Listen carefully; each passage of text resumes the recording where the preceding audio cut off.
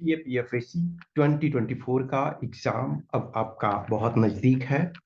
तो बहुत सारे इश्यूज हैं, धीरे धीरे करके मैं एड्रेस कर रहा हूँ। And this is not the first time, every time मैं चीज़ों को आपको सामने प्रेजेंट करता हूँ।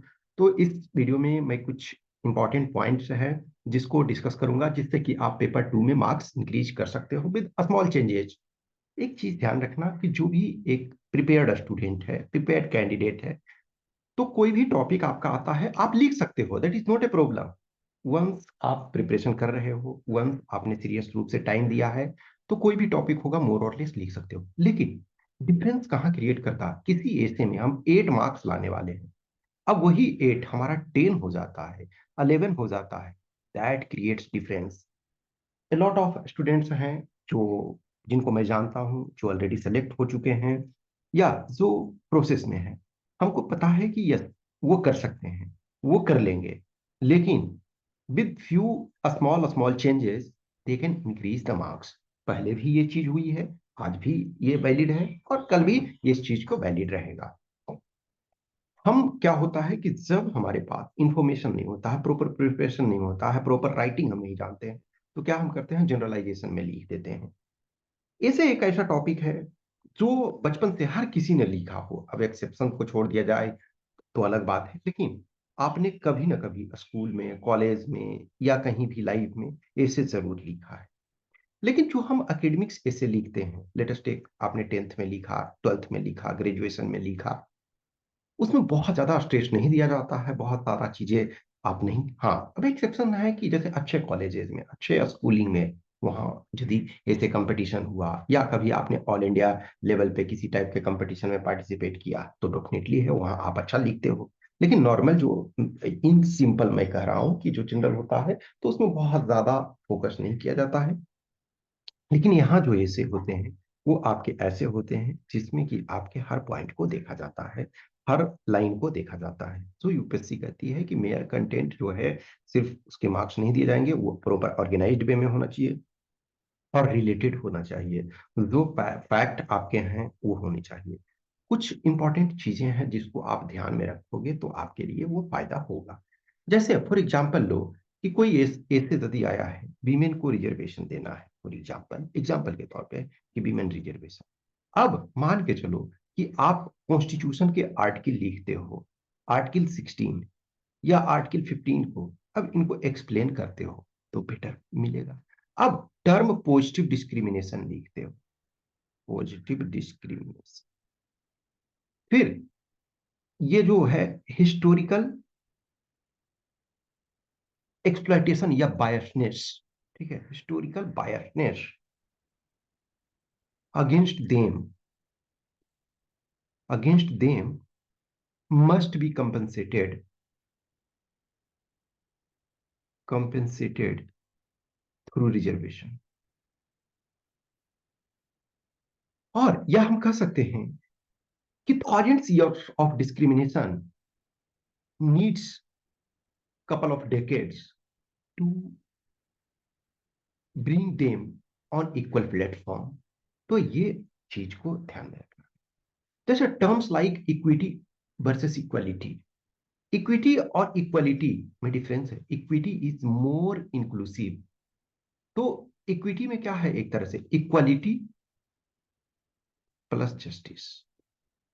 अब जैसे terms like treating unequals equals is unequal, या अनइक्वल पीपल को इक्वल रूप से ट्रीट करते हो तो आप अनइक्वल ट्रीटमेंट ही दे रहे हो। तो वैसे टर्म्स को यदि थोड़ा थोड़ा कुछ कुछ को एक्स्ट्रा यूज करोगे तो आपके लिए ये फायदा होता है। अब जैसे मान के चलो कि करप्शन से संबंधित केसेस है, करप्शन से रिलेटेड इश्यूज है।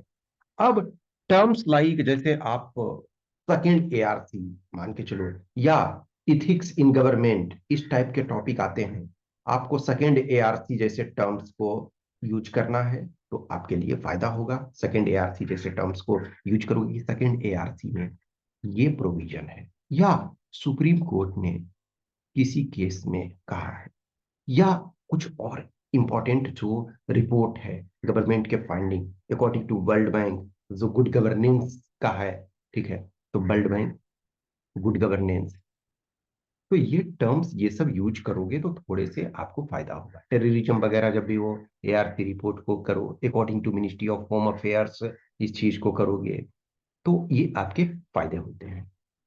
कुछ जैसे पीपल लाइक चाणक्य को आपको कोट करना है, APJ अब्दुल कलाम को कोट करना है। सस्टेनेबल डेवलपमेंट एक ऐसा चीज है कि उसमें आप बहुत जगह में यूज करना है। अब सस्टेनेबल डेवलपमेंट में 17 गोल्स हैं और 169 टारगेट्स हैं। तो आप 169 को रट्टा नहीं लगाओगे, लेकिन 17 को प्लीज अभी भी आपके पास टाइम है, इन 17 गोल्स को रट्टा लगा लो, एकदम रट लो। ये हो सकता है आपको पेपर 1 में भी काम आ जाए एक आध दो क्वेश्चन में, लेकिन पेपर 2 में आपको सस्टेनेबल डेवलपमेंट के 17 गोल्स हैं, उसको रट्टा लगा लोगे जरूर से जरूर। आप एटलीस्ट एक से दो में, एक में तो कम से कम यूज कर ही सकते हो। आपके पास चार ऐसे, दो आर्गुमेंट, दो रिपोर्ट आ रहा है, तो मिनिमम वन में तो यूज कर सकते हो। इनफैक्ट आप तीन चार में भी यूज कर सकते हो, कभी कभी ऐसे सिचुएशन आते हैं। तो इसको आप एसडीजी गोल को, 17 एसडीजी गोल को जरूर रट्टा लगा लो, ठीक है। डीपीएसपी है, डीपीएसपी में आर्टिकल सहित आपको याद कर लो, तो वो आपको फायदा होगा। जो ये पेपर 1 में भी काम आएगा, पेपर 2 में भी काम आएगा आपको। जो आपके फंडामेंटल ड्यूटी है, फंडामेंटल ड्यूटी को भी रट लो, रट लो। देखो एक चीज है ना कभी भी कि हम कहते हैं रोट लर्निंग हमारे यहाँ एक बैड थिंग है, दैट्स फाइन, लेकिन जहां जरूरत है वहां रटा भी होना चाहिए ना। कुछ क्वेश्चंस फैक्चुअल इंफॉर्मेशन पे होते हैं, तो फैक्चुअल इंफॉर्मेशन तो हमें पता होना चाहिए। तो डीपीएसपी 17 सो आपके एसडीजी गोल्स हैं, फंडामेंटल ड्यूटीज हैं, कुछ फंडामेंटल राइट्स के आपको जनरली पता होता है मैक्सिमम चीजें, लेकिन डीपीएसपी वाले में और फंडामेंटल ड्यूटी वाले में आपको नहीं पता। तो इनको आपको रख लो। फिर जैसे आप किसी चीज को लिखते हो एज पर बजट 24-25, मान के चलो अभी जो बजट प्रेजेंट हुआ, या as per budget 22, 23, 24, as per economic survey. तो ये सब क्या होता है कि ये एक एज देता है, एक आपको एज देता है कि yes this candidate is knowing certain things, this candidate is knowing certain things.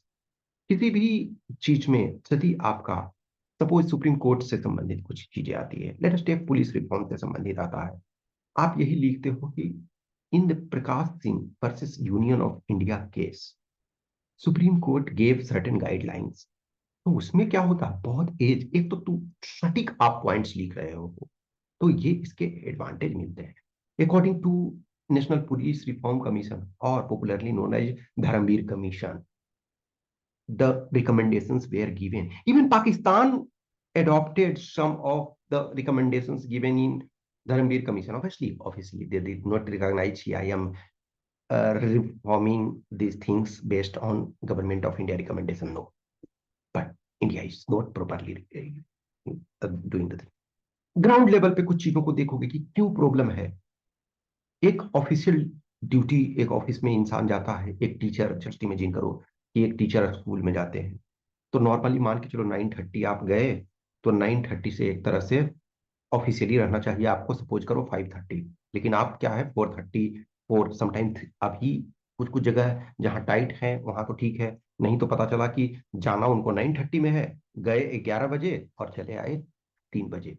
अब वो ये पुलिस में है कि कोई सुबह 9 AM पे गया और पता चला कि 9 PM पे भी उसको छुट्टी नहीं मिल रहा, तो वो 12 घंटे ड्यूटी कर रहा, तो उसकी इफिशियंसी, उसके बाद इतने ज्यादा चैलेंजेस, इतने ज्यादा, कहीं पता चला कि पत्थरबाजी हो रहा है, जो टीचर को पढ़ाना चाहिए वो पत्थरबाजी कर रहे हैं, उनके पास भी जाना है, किसान के आंदोलन है वहां जाना है, स्टूडेंट्स ने यूनिवर्सिटी में स्ट्राइक कर दिया वहां जाना है, कहीं रेप हो गया, किडनैपिंग हो गया, मर्डर हो गया, रोड जाम कर दिया, हर जगह पुलिस को जाना है। तो ये सारे प्रॉब्लम्स होते हैं। कोई बुक यदि आपने पढ़ा है, जैसे बहुत सारे स्टूडेंट्स होते हैं जिनका बुक पढ़ने का आपको ऐसा होता है, तो बुक में जनरली जो कोटेशन देना है, जो कोट करना है बुक को, जो बुक को मेंशन करना है, तो नॉन फिक्शन वाला को ज्यादा ध्यान देना चाहिए। नॉन फिक्शन पे अधिक आपको फोकस करना चाहिए। फिक्शन पे यदि वो फिक्शन बहुत ऑथेंटिक ऑथर के हैं, जो रिकॉग्नाइज्ड, वेल रिकॉग्नाइज्ड ऑथर के हैं, उनको आप कर सकते हो। अब जैसे हरमन हेस ने एक नोबेल, फेमस नोबेल लिखा सिद्धार्था। ये नोबेल है, उनको नोबेल प्राइज मिला है, ठीक है। तो यदि वो नोबेल है, वो उपन्यास है, लेकिन सिद्धार्था एक ऐसा उपन्यास है, नोबेल है, जिसके लिए उन्हें नोबेल प्राइज मिला है, तो पहली बात है, even if it is in the form of fiction but it is depicting real story, तो आप उसको ये कर सकते हो, उसको कोट कर सकते हो। कोई भी, जैसे एपीजे अब्दुल कलाम लो, एपीजे अब्दुल कलाम का लाइफ इटसेल्फ एक मैसेज है। महात्मा गांधी लिखते हैं, आप यदि जाओगे कहीं पे, तो महात्मा गांधी लिखते हैं, जैसे गांधी आश्रम में मैंने साबरमती में देखा कि गांधी जी एक जगह कहते हैं, my life itself his message, मेरा जीवन ही मेरा एक संदेश है। अब ऐसे कुछ लाइन को आप लिखते हो, तो वो आपके लिए एडवांटेज होता है। ट्राई करना है कि हर क्वेश्चन में, हर इश्यूज में आपको कुछ स्पेसिफिक पॉइंट प्रेजेंट करना है। 300 वर्ड्स के ऐसे में आपको 10-15 आइडिया नहीं देने हैं, आपको 3 to 5 आइडियाज, 3, 4, 5 आइडियाज देने हैं। उसमें कुछ स्पेसिफिक चीजों को लिखोगे तो डेफिनेटली आपके मार्क्स ऐड होते हैं।